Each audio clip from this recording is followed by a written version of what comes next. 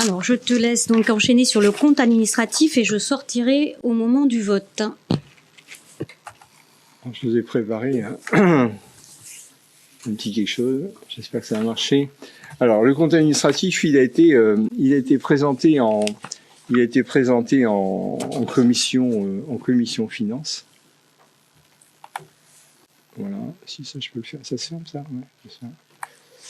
Voilà, il a été présenté en commission finance les conclusions de ce qui a été dit lors de cette présentation, c'est que à la clôture de la section de fonctionnement on a un excédent de 2 109 554,12 € et celle de la section d'investissement est de 708 100 €.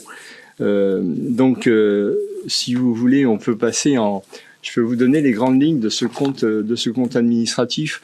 Donc, si vous voulez voir la synthèse des dépenses de fonctionnement, vous l'avez là.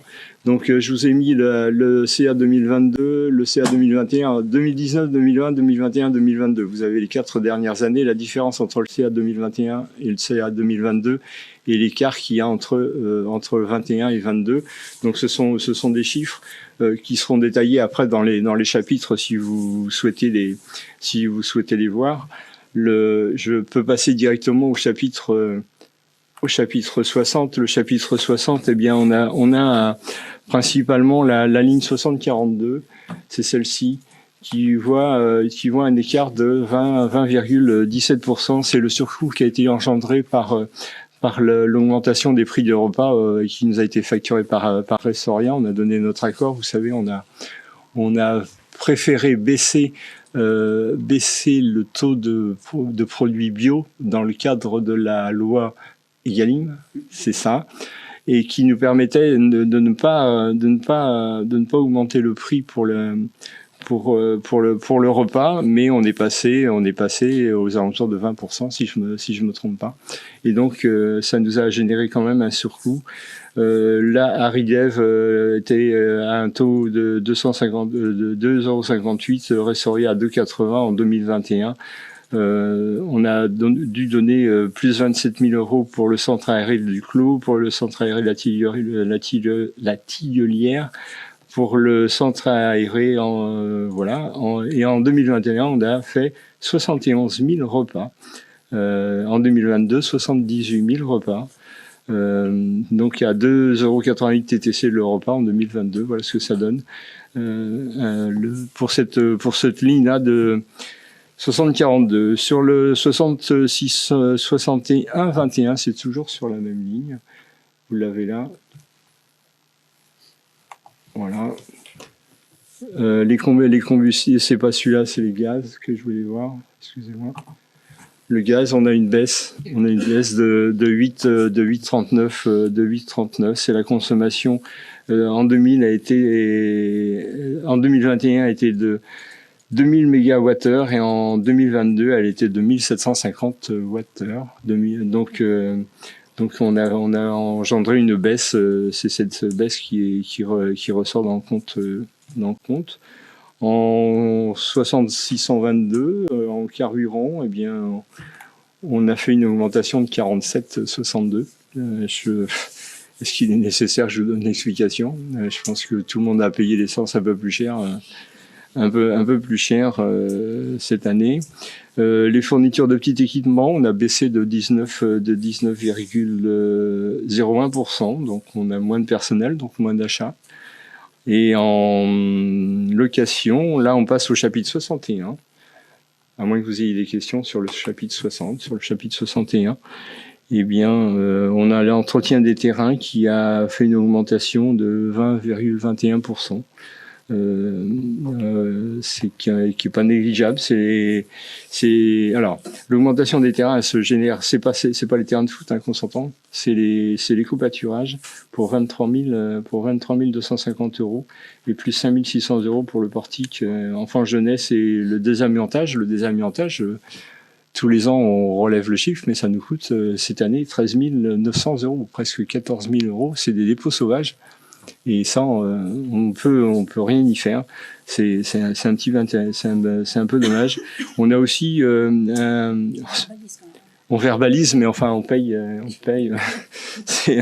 C'est un peu dommage. Alors, toujours au titre du chapitre 61, on a une grosse augmentation sur l'entretien du matériel roulant. On a eu un gros problème avec le chariot élévateur qui nous a coûté quand même très très cher. On a une maintenance informatique qui a augmenté de 18%, mais ça c'est dû à l'ouverture de la médiathèque. Donc ça on l'a absorbé. Et puis sur la formation, on a une baisse de 32%.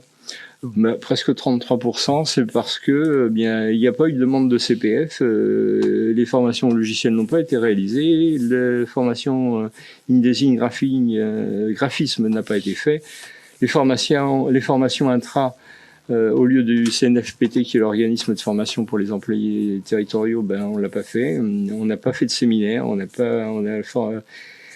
pas fait de formation PRAP TMS et on n'a pas fait non plus. Alors là, Monsieur Fouerté, je l'ai collé parce qu'il ne sait pas me dire ce que c'est que la Capcom et l'ETS non réalisé, mais c'est une formation qui n'a pas été faite. Donc, si lui ne sait pas me dire, moi je ne saurais pas vous dire. Mais en tout état de cause, on n'a pas fait de formation. Le montant des formations non réalisées s'élève à 20 700 €. Donc, c'est quand même ce qui explique cette baisse-là. Et puis on a d'autres frais pour 24 qui ont augmenté de 24%. Les centres aérés, l'enfance jeunesse et surtout c'est pour les sorties et que c'est exclusivement.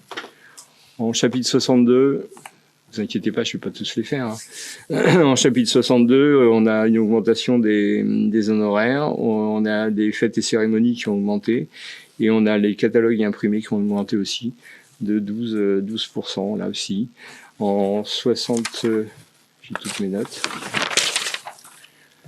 On a le nettoyage des locaux. Alors vous vous inquiétiez, Monsieur Bernot, l'autre jour, vous posiez la question pourquoi les 900 €. Alors non, mais je vais vous donner la réponse.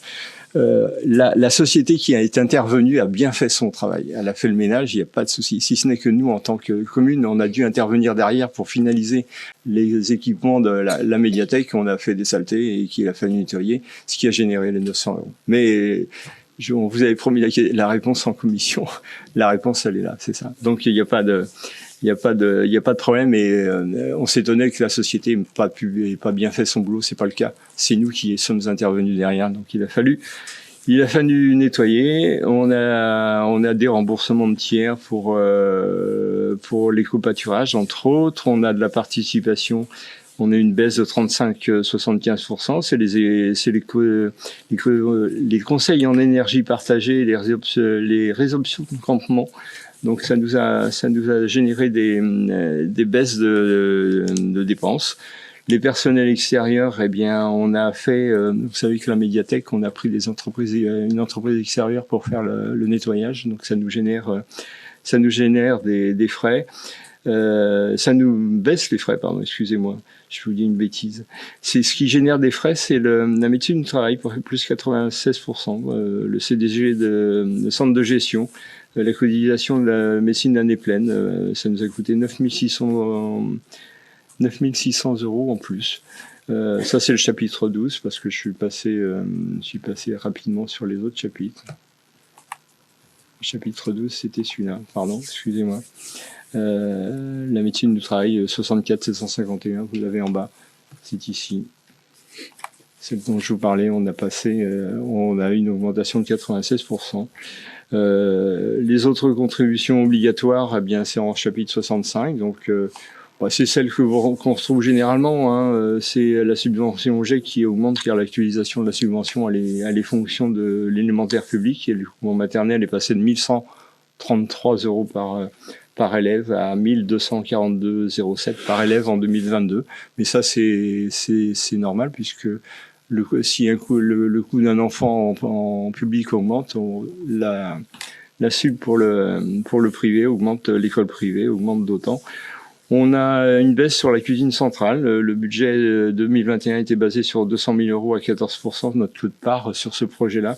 En 2022, le budget est passé à 121 768 à 13,38%. Donc on n'est plus à 200 000 €, mais on est à on est à 121 768 et notre quote-part elle est à 13,38. On mettait 14 en 2021, on est à 13,38 en 2022. Le CCAS, le CCAS, il augmente de 14%. Donc, il est en 2021, il y avait 92 000 euros de fonctionnement. En 2022, il est de 121 000 euros. Ça, c'est pas l'effort qu'on fait, c'est normal puisqu'il y a des demandes au CCAS. Donc, il est nécessaire d'y répondre. Sur la cantine privée, la cantine privée, on est passé de 53 550 euros en 2021 à 41 446 euros en 2022. C'est normal, c'est la convention qu'on a signée ensemble. Elle baissera encore en 2023 puisque cette subvention doit être égale à 0 en 2024, le jour de l'ouverture de la cuisine centrale. Donc c'est une baisse qui est normale et qui est régie par une convention qu'on a signée ensemble. Le prélèvement SRU, on était à 119 000 euros en 119 296 euros. Le SRU, c'est les logements sociaux qu'on doit faire. On avait une pénalité parce qu'on n'était pas, on est loin d'être au niveau recommandé, mais bien qu'on, oui. Il faudrait qu'on ait 25. Il faudrait qu'on ait 25. On est à 13. Et on est à 13, voilà. Et si ce n'est qu'en 2022, on a eu une taxe de 71 715 euros, donc une baisse de presque de 40%.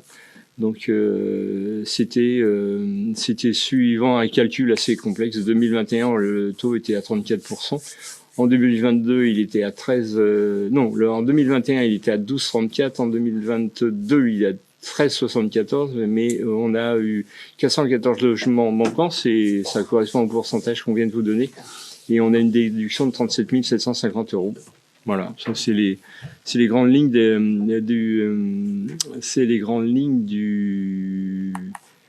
des dépenses de fonctionnement en recettes. En recettes, pareil, vous voyez, je vous ai fait une synthèse avec les écarts entre 2019 et 2022.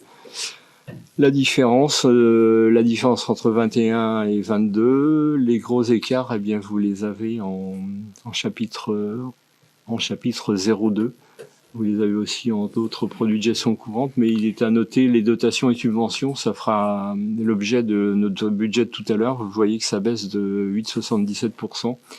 Et les produits exceptionnels baissent de 59,28% et les opérations d'ordre de transfert de section de 4,79%. Là-dessus, si on veut aller faire un focus sur certains chapitres, là c'est un peu triste. Vous savez qu'on a un collègue qui est décédé, il y a un qui est décédé, donc il y a eu un remboursement. C'est un peu triste de dire comme ça, mais il y avait 168 de prévus. Il y avait 168 en 2021, on a eu 197 en 2022.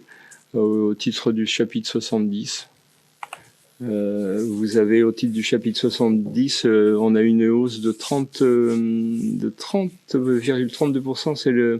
C'est la hausse de la fréquentation de l'enfance jeunesse et du centre de loisirs sans hébergement. L'aide de la CAF, plus l'aide de la CAF, hauteur de 23 000 euros, et la participation des familles en 2021 qui était en baisse due au Covid. Donc on a 30,32% de recettes en plus. On est passé de 255 789 à 356. Toujours au titre du chapitre 70. Les redevances et les droits de service à caractère social, on a eu une augmentation de 48,31%. C'est une aide exceptionnelle de la CAF de 75 427 euros. Plus 10 000 euros d'actualisation, plus contrat de territoire, plus global, plus avantageux. On est passé de 248 694 à 368 850. Tout pareil, on a eu redevance service périscolaire, enseignement en garde périscolaire. On a une augmentation de 36%. La CAF nous octroie une aide de 30 000 euros en plus les familles, la fréquentation des familles en hausse qui a généré de 5 000 euros en plus. En chapitre 73, vous avez l'intégration de la CLEC. Alors la CLEC, on en parlera tout à l'heure puisque ça fait l'objet de 2 points, d'une convention et puis de chiffres. Sachez quand même que ça génère 12,57% de recettes en plus. Et puis les dotations de solidarité communautaire, eh bien, elles passent de 385 560 à 419 656. Donc ça aussi, c'est des recettes qui font du bien à les communes, parce que c'est toujours bon d'en prendre un peu plus. Par contre, on a quelques baisses. C'est toujours au chapitre, alors c'est 731, c'est celui-là. Vous savez qu'on surfait un peu sur une vague avec, on perçoit une taxe sur les transactions immobilières. Jusqu'à présent, elle était constante, elle augmentait tous les ans. Eh bien, en 2021, elle était à 582 722, et en 2022, elle est passée à 520 668. C'est peut-être le reflet d'un ralentissement dans les transactions immobilières, mais pour nous, ça fait quand même une baisse de 62 054 euros. Ce qui est pas négligeable. On a la dotation forfaitaire en chapitre 74. La dotation forfaitaire, elle baisse de 24 000 euros. Elle baisse de 4,64. Elle est de moins 4,27%. Elle passe de 467 000, presque 468 à 543. Donc c'est une baisse assez substantielle, comme on dit. Dans le même ordre d'idée, la dotation générale de décentralisation, la DGD, eh bien, elle baisse de 28%, presque 29%, on perd 123 000 euros, presque 123 500, on passe de 431 à 308.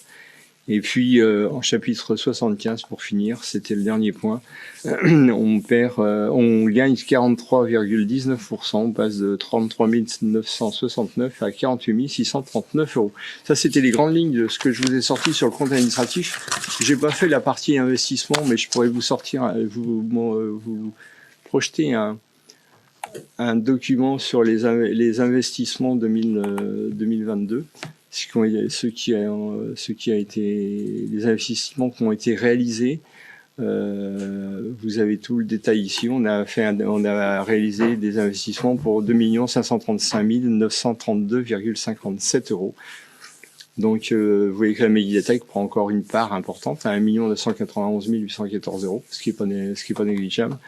Le même tableau, vous pouvez, à moins que vous ayez des questions dessus, le même tableau, on peut le reprendre avec les investissements de 2023 et 2022. Vous me posiez la question de savoir l'autre jour quel était le montant des reports de 2022. Je vous avais dit 300 000, c'est 306 781,47 euros.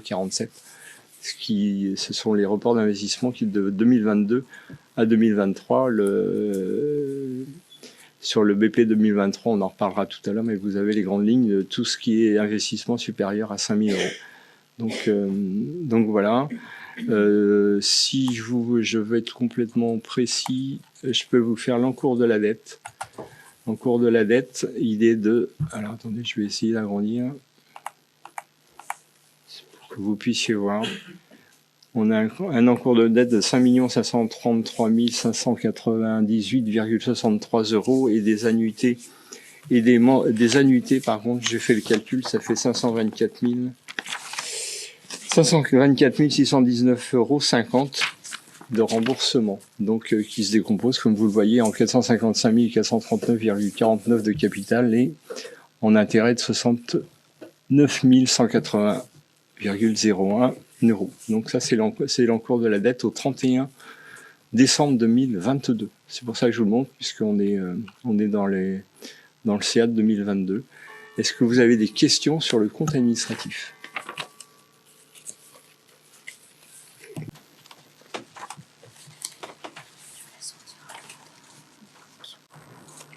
Ah, pardon.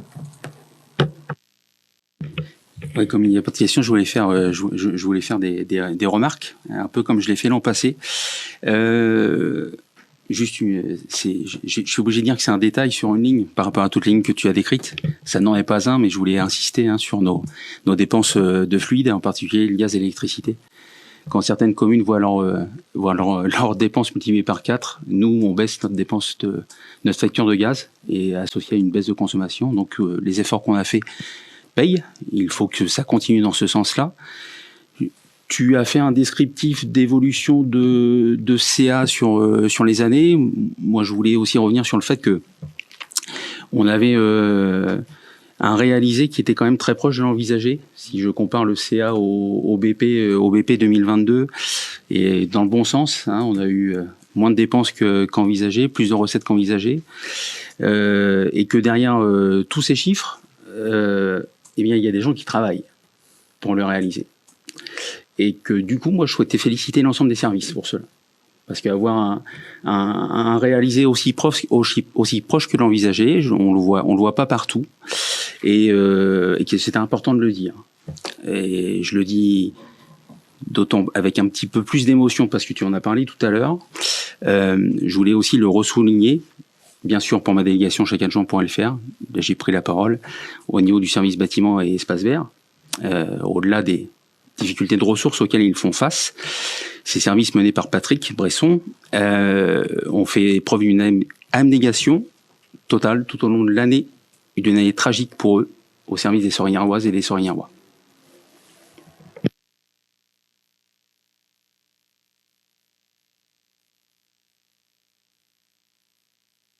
Un dernier petit point que je voulais vous donner, parce que on est Vert et solidaire, donc je voulais vous donner un petit peu le détail de ce qu'on a pu mettre dans les différents budgets qui ont directement trait à la notion d'environnement. Et pour ces budgets, ça représente quand même une somme en direct de 240 000 euros, ce qui est quand même pas négligeable. Il y a 51 000 euros pour les chaufferies, il y en avait 42 000 en 2022. Il y a eu 74 000 euros consacrés à l'éclairage LED du foot, donc des terrains de foot, ce qui est pas négligeable. Il y a eu 26 000 euros pour l'achat d'un véhicule électrique en 2022. Il y en aura 30 000 en 2023. Et en recettes, suite aux décisions prises sur la gestion des chaufferies et tout ça, ça nous a fait un gain de 17 000 euros. Donc tout ça, ce sont des chiffres directs pour l'environnement. Bien évidemment, derrière, il existe plein d'autres actions qui ne se voient pas, mais qui ont trait à ça.